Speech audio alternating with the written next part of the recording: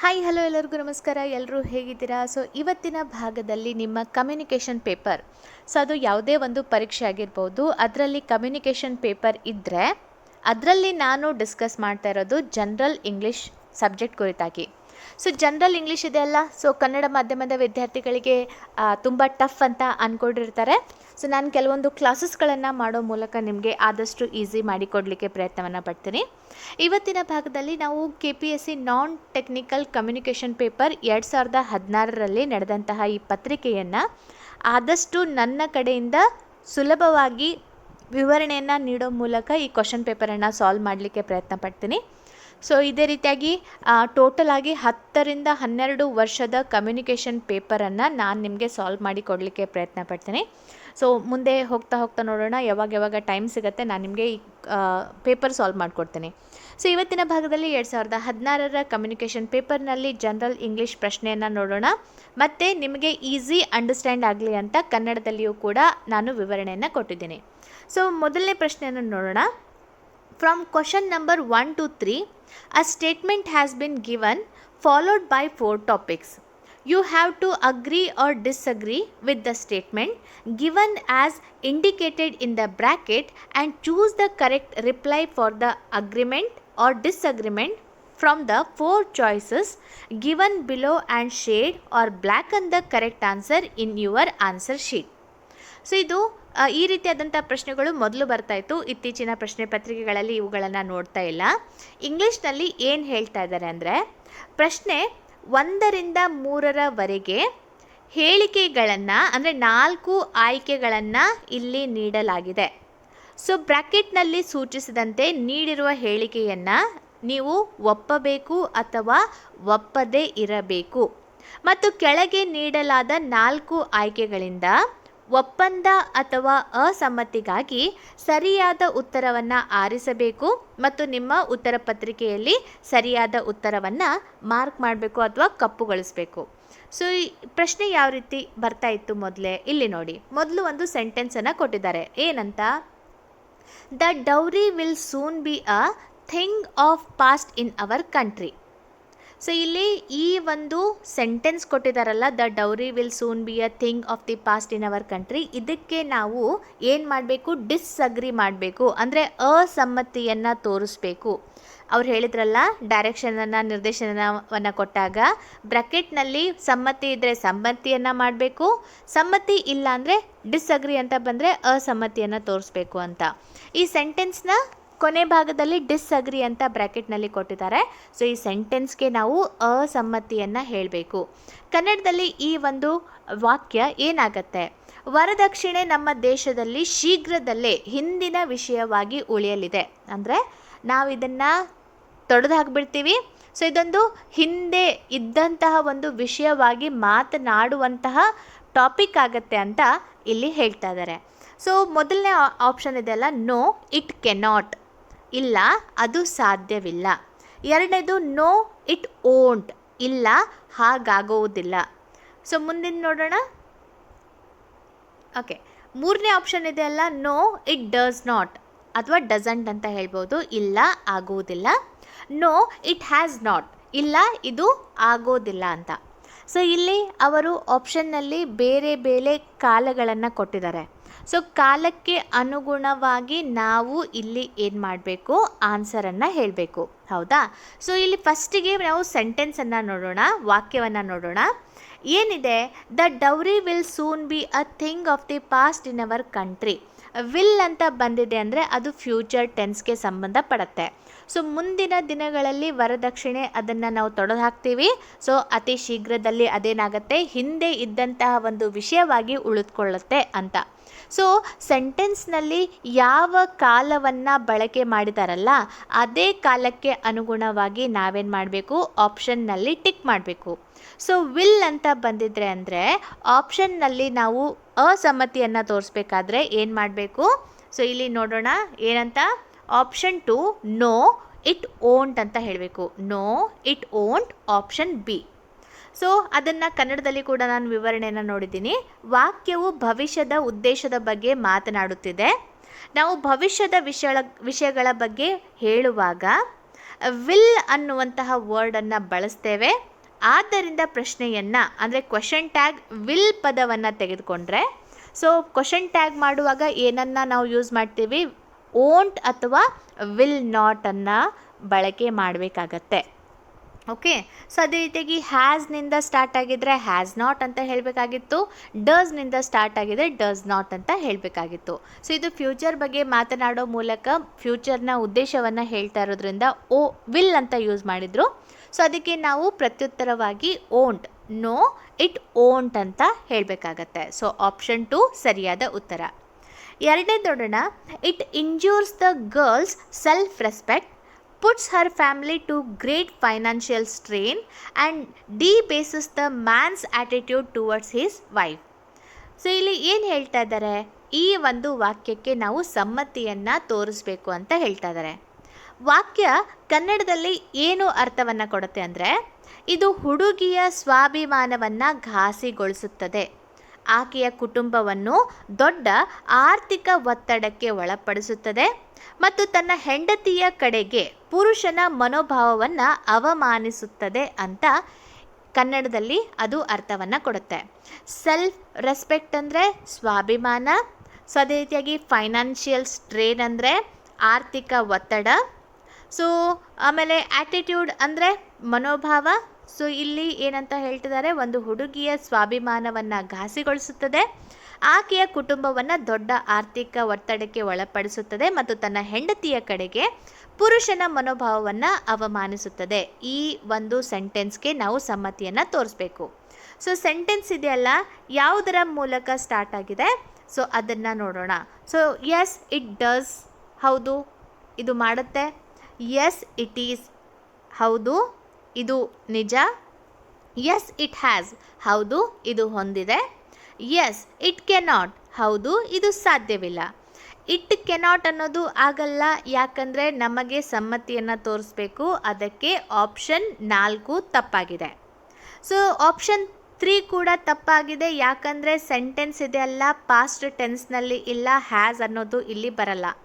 So ಮತ್ತು S it is ಅಂತ ಹೇಳುವಾಗ ಏನಾಗತ್ತೆ, ಹೌದು ಇದು ನಿಜ ಅಂತ ಹೇಳುವಂಥ ಸಂದರ್ಭದಲ್ಲಿ ನಾವು ಎಸ್ ಇಟ್ ಈಸ್ ಅಂತ ಹೇಳ್ತೀವಿ.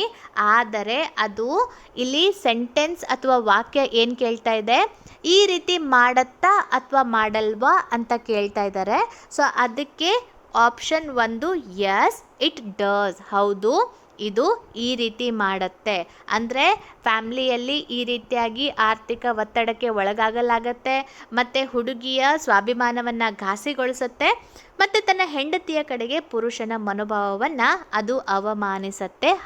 ಆದ್ದರಿಂದ ಹೌದು ಇದು ಮಾಡುತ್ತದೆ. ಸೊ ಆಪ್ಷನ್ 1 ಸರಿಯಾದಂಥ ಉತ್ತರ. ಮುಂದಿನ ನೋಡೋಣ. What about parents, politicians and officials, should they also behave properly? ಇಲ್ಲಿ ಒಂದು ರೀತಿಯಲ್ಲಿ ಪ್ರಶ್ನೆ ರೀತಿಯಲ್ಲಿ ಕೇಳ್ತಾ ಇದ್ದಾರೆ. ಈ ಪಾಲಕರು, ರಾಜಕೀಯ ವ್ಯಕ್ತಿಗಳು ಮತ್ತು ಅಧಿಕಾರಿಗಳ ಬಗ್ಗೆ ಏನು ಹೇಳ್ತೀರಾ? ಅವರು ಕೂಡ ಇದೇ ರೀತಿ ಮಾಡ್ತಾರಾ? ಸೊ ಅವರೇನು ಕರೆಕ್ಟಾಗಿ ಬಿಹೇವ್ ಮಾಡ್ತಾರಾ ಅಂತ ಪ್ರಶ್ನೆ ರೂಪದಲ್ಲಿ ಏನಿದೆ, ಪ್ರಶ್ನೆ ರೂಪದಲ್ಲಿ ಕೊಡಲಾಗಿದೆ. ಇದಕ್ಕೆ ನಾವೇನು ಮಾಡಬೇಕು, ಸಮ್ಮತಿಯನ್ನು ತೋರಿಸ್ಬೇಕು. ಸೊ ಹಾಗಾದರೆ ಇಲ್ಲಿ ನೋಡೋಣ ಕನ್ನಡದಲ್ಲಿ ಮತ್ತು ಎಲ್ಲ ಆಪ್ಷನ್ಗಳನ್ನು. ಪೋಷಕರು, ರಾಜಕಾರಣಿಗಳು ಮತ್ತು ಅಧಿಕಾರಿಗಳ ಬಗ್ಗೆ ಏನು? ಅವರು ಕೂಡ ಸರಿಯಾಗಿ ವರ್ತಿಸುತ್ತಾರೆಯೇ? ಸೊ ಈ ಒಂದು ವಾಕ್ಯಕ್ಕೆ ಸಮ್ಮತಿಯನ್ನು ನೀಡಬೇಕು. ಸೊ ಅದಕ್ಕೆ ಸಮ್ಮತಿಯನ್ನು ನೀಡುವಾಗ ಮೊದಲನೇದು no they cannot, yes they can, yes they must, yes they should ಅಂತ ಇದೆ. ಸೊ ಇಲ್ಲಿ ಸಮ್ಮತಿಯನ್ನು ತೋರಿಸ್ತಾ ಇರೋದ್ರಿಂದ ಆಪ್ಷನ್ 1 ತಪ್ಪಾಗತ್ತೆ, ಯಾಕಂದರೆ ದೇ ಕೆನಾಟ್ ಅಂತ ಕೊಟ್ಟಿರೋದ್ರಿಂದ ಆಪ್ಷನ್ 1 ತಪ್ಪು. ಎರಡನೇದು ಎಸ್ ದೇ ಕ್ಯಾನ್ ಅಂದರೆ ಇಲ್ಲಿ ಇದೆಯಲ್ಲ, ಅವರು ಬಿಹೇವ್ ಕರೆಕ್ಟ್ ಮಾಡ್ತಾರಾ, ಹೌದು ಮಾಡ್ತಾರೆ ಅಂತ ಹೇಳೋದು ಕೂಡ ಇಲ್ಲಿ ತಪ್ಪಾಗತ್ತೆ.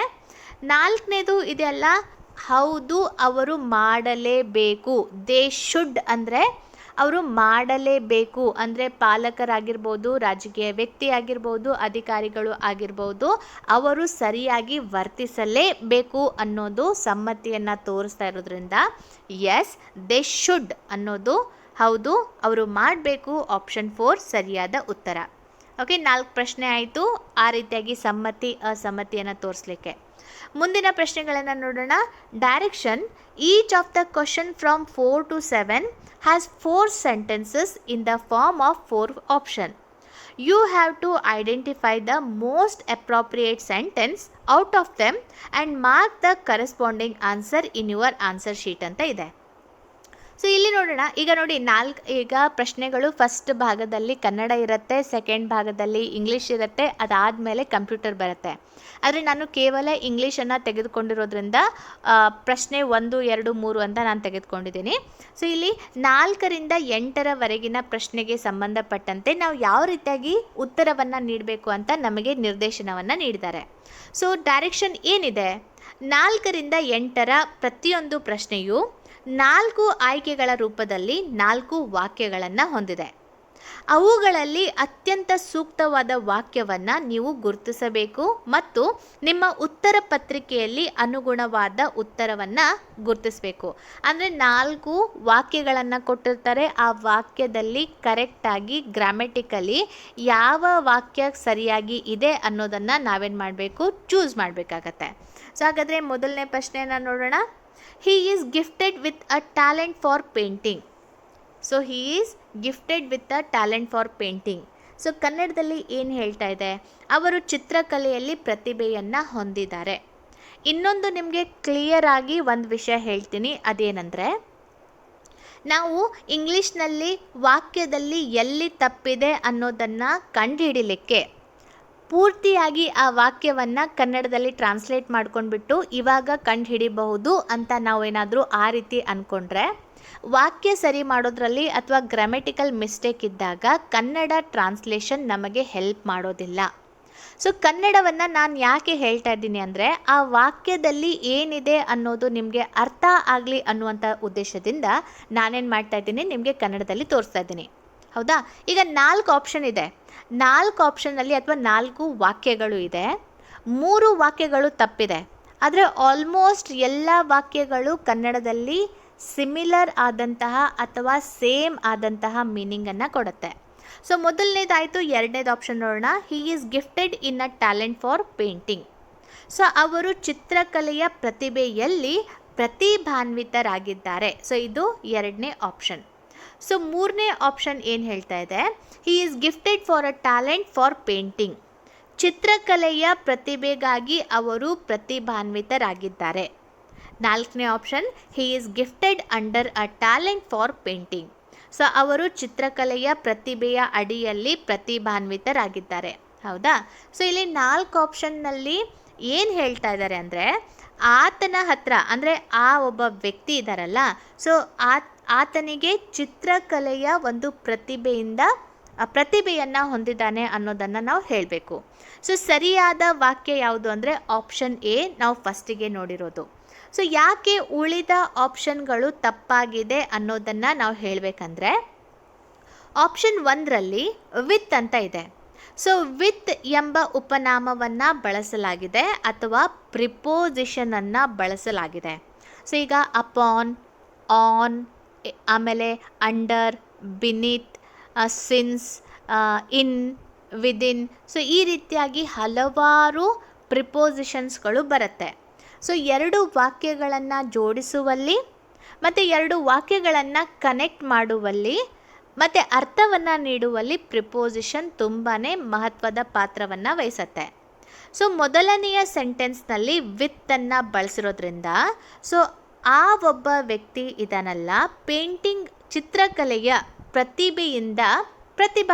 ಪ್ರತಿಭೆಯನ್ನು ಹೊಂದಿದ್ದಾನೆ ಅಂತ ಹೇಳಬೇಕಾಗತ್ತೆ.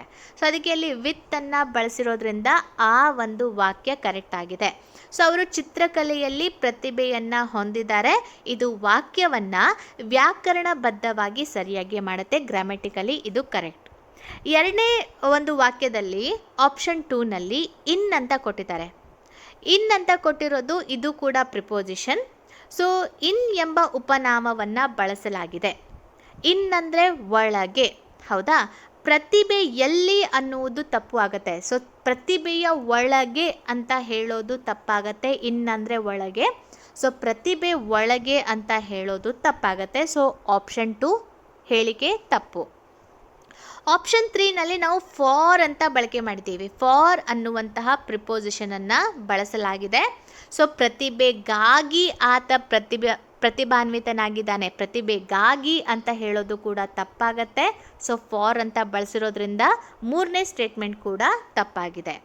4ನೇದು ಆಪ್ಷನ್ 4 ಅಂಡರ್ ಎಂಬ ಉಪನಾಮವನ್ನು ಬಳಸಲಾಗಿದೆ, ಅಂದರೆ ಪ್ರಿಪೋಸಿಷನನ್ನು ಬಳಸಲಾಗಿದೆ. ಆತ ಚಿತ್ರಕಲೆಯ ಪ್ರತಿಭೆಯ ಅಡಿಯಲ್ಲಿ ಪ್ರತಿಭಾನ್ವಿತನಾಗಿದ್ದಾನೆ ಅಂತ ಹೇಳೋದು ಕೂಡ ತಪ್ಪಾಗತ್ತೆ. ಯಾಕಂದರೆ 4ನೇ ಸೆಂಟೆನ್ಸ್ನಲ್ಲಿ ಅಂಡರ್ ಅನ್ನುವಂತಹ ಪ್ರಿಪೋಸಿಷನ್ ಬಳಸಲಾಗಿದೆ.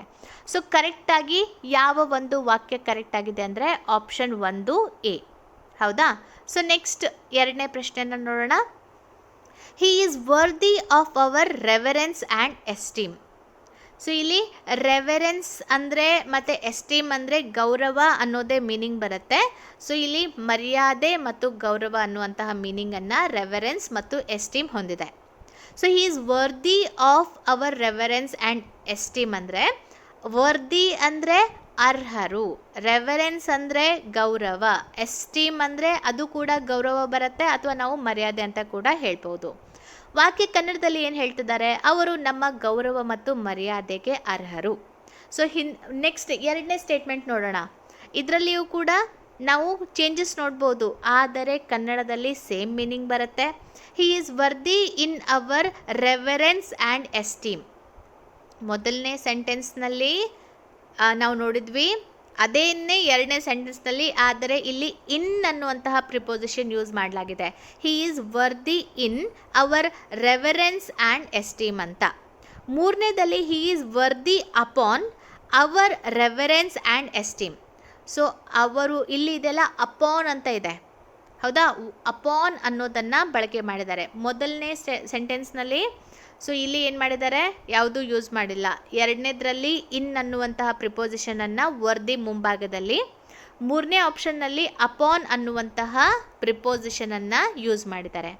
ಸೊ 4ನೇ ಆಪ್ಷನ್ ಇದೆ ಅಲ್ಲ, he is worthy for our reverence and esteem. So 4ನೇದರಲ್ಲಿ ಅವರು ಫಾರ್ ಅನ್ನುವಂತಹ ಪ್ರಿಪೋಸಿಷನನ್ನು ಬಳಕೆ ಮಾಡಿದ್ದಾರೆ. ಸೊ 4 ವಾಕ್ಯ ಅದರಲ್ಲಿ ಬೇರೆ ಬೇರೆ ಪ್ರಿಪೋಸಿಷನನ್ನು ಯೂಸ್ ಮಾಡಿದರೂ ಕೂಡ ಕನ್ನಡದಲ್ಲಿ ಅದನ್ನು ಟ್ರಾನ್ಸ್ಲೇಟ್ ಮಾಡಿದಾಗ ಸೇಮ್ ಮೀನಿಂಗ್ ಬರುತ್ತೆ. ಸೊ ಅದಕ್ಕೆ ಕನ್ನಡದಿಂದ ನಾವು ವ್ಯಾಕರಣದಲ್ಲಿ ಇರುವಂತಹ ತಪ್ಪನ್ನು ಹುಡುಕ್ಲಿಕ್ಕೆ ಆಗಲ್ಲ. ಇಲ್ಲಿ ಕರೆಕ್ಟಾಗಿ ಇರುವಂತಹ ಸೆಂಟೆನ್ಸ್ ಯಾವುದು ಅಂದರೆ ಆಪ್ಷನ್ A. ಸೊ ಮೊದಲ ವಾಕ್ಯದಲ್ಲಿ ನಾವು ಆಫ್ ಪೂರ್ವಭಾವಿ ಪ್ರಿಪೋಸಿಷನನ್ನು ಬಳಸಿದ್ದೇವೆ, ಹೌದಾ? ನೋಡ್ಕೊಳ್ಳೋಣ ಇಲ್ಲಿ.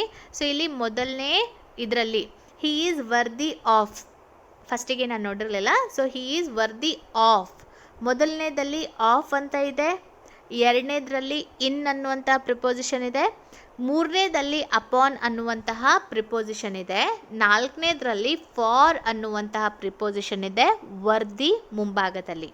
ಸೊ ಕರೆಕ್ಟ್ ಯಾವುದಿದೆ? ಹಿ is worthy of our reverence and esteem. So ಮೊದಲನೇ ವಾಕ್ಯದಲ್ಲಿ ಆಫ್ ಅನ್ನುವಂತಹ ಪೂರ್ವಭಾವಿ ಪದವನ್ನು ಅಥವಾ ಪ್ರಿಪೋಸಿಷನನ್ನು ಬಳಸಿದ್ದಾವೆ. ಸೊ ಈ ಕಾರಣದಿಂದಾಗಿ ವಾಕ್ಯ ವ್ಯಾಕರಣ ಮೂಲಕವಾಗಿ ಅಥವಾ ಗ್ರಾಮೆಟಿಕಲಿ ಕರೆಕ್ಟ್ ಆಗಿದೆ. ಉಳಿದ 3 ವಾಕ್ಯಗಳಲ್ಲಿ ನಾವು ಇನ್, ಆನ್, ಫಾರ್ನಂತಹ ಪೂರ್ವಭಾವಿ ಪದಗಳನ್ನು ಅಥವಾ ಪ್ರಿಪೋಸಿಷನನ್ನು ಬಳಸಿರೋದ್ರಿಂದ ಅದು ವಾಕ್ಯವನ್ನು ಗ್ರಾಮೆಟಿಕಲಿ ಸರಿಯಾಗಿ ಮಾಡೋದಿಲ್ಲ.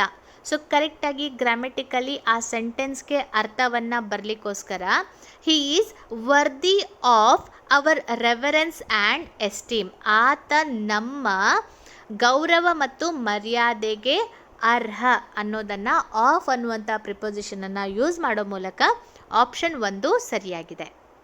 ನೆಕ್ಸ್ಟ್ ನೋಡೋಣ. Neither the principal nor the lecturer were present at the meeting. So ಇಲ್ಲಿ ನೀದರ್ ಅಂದರೆ ಪ್ರಿನ್ಸಿಪಲ್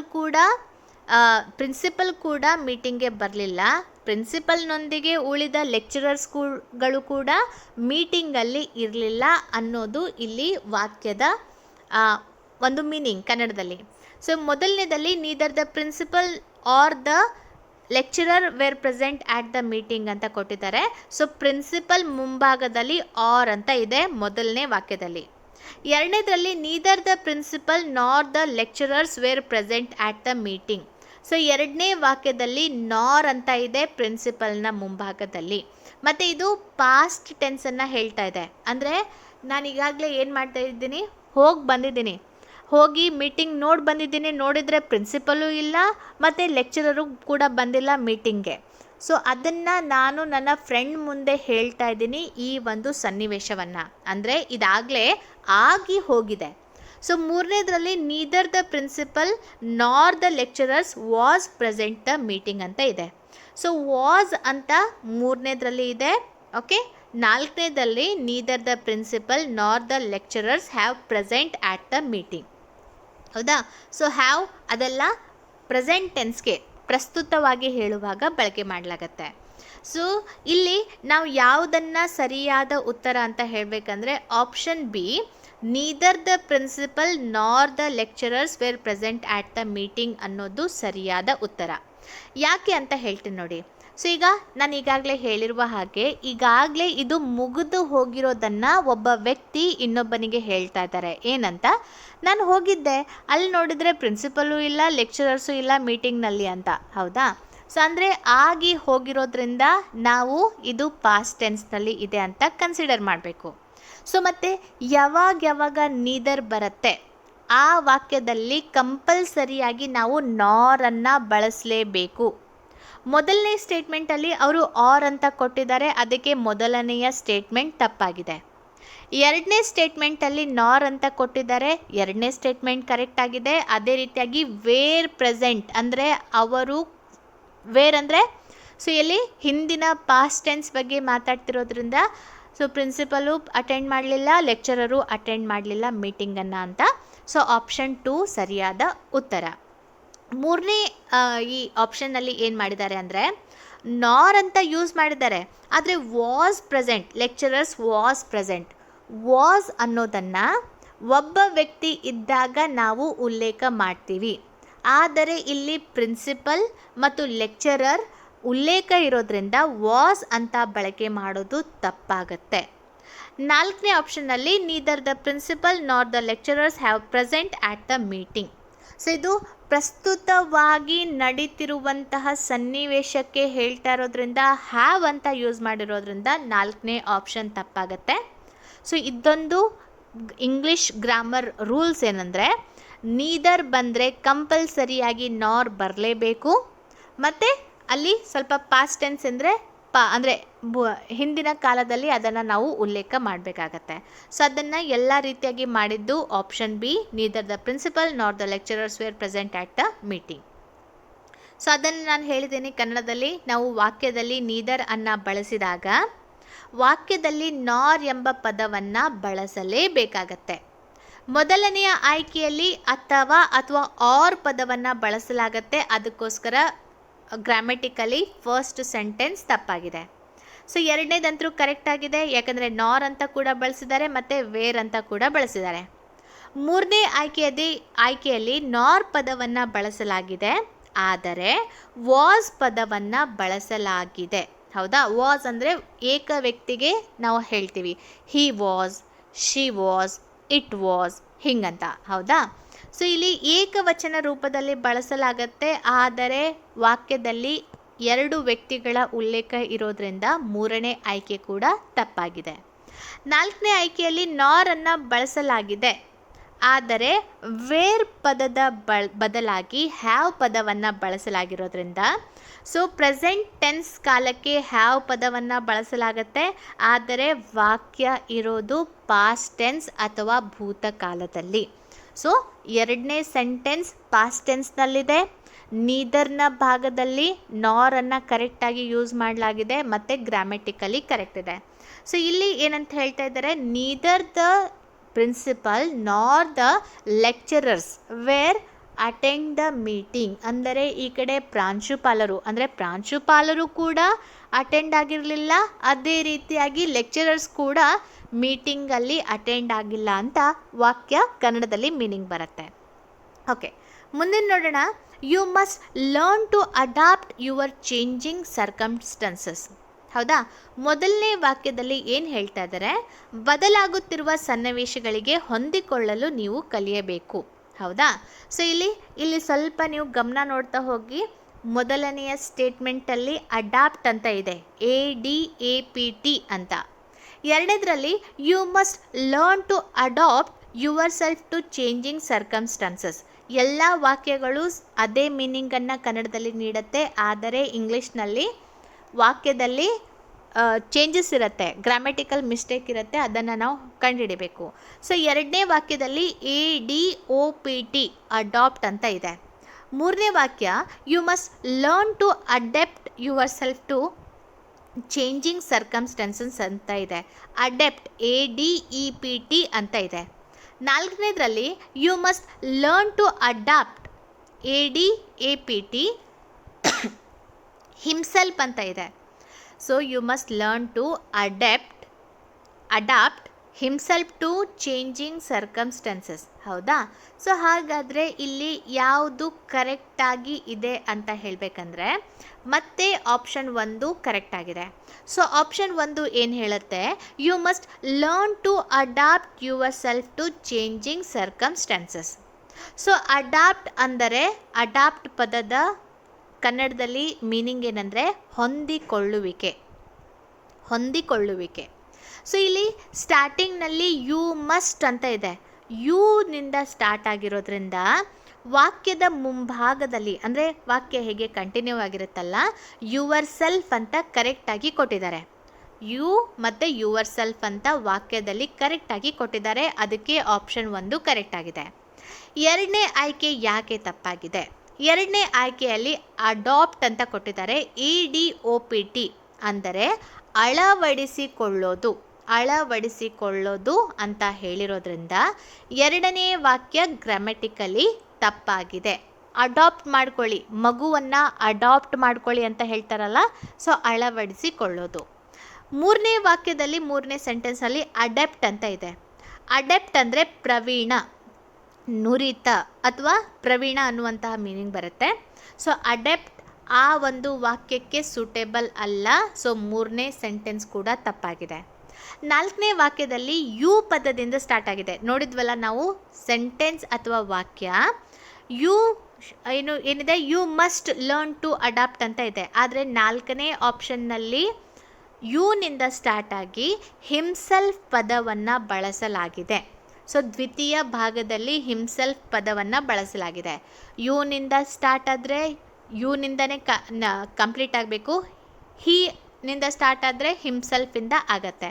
ಸೊ ಅದಕ್ಕೆ ಗ್ರಾಮೆಟಿಕಲಿ ಫೋರ್ತ್ ಸೆಂಟೆನ್ಸ್ ಇದೆಯಲ್ಲ, ಅದು ತಪ್ಪಾಗಿದೆ. ಸೊ ಕರೆಕ್ಟಾಗಿ ಇರೋದು you must learn to adapt yourself to changing circumstances ಅನ್ನೋದು ಸರಿಯಾದ ಉತ್ತರ.